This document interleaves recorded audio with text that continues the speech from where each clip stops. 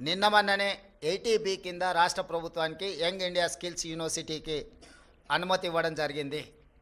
ఇప్పటి వరకు ఏ సంస్థ నుంచి కూడా తెలంగాణ రాష్ట్ర ప్రభుత్వం తన ఖాతాలోకి ఒక్క రూపాయి కూడా తీసుకోలేదు, ఇంక్లూడింగ్ అదానీ.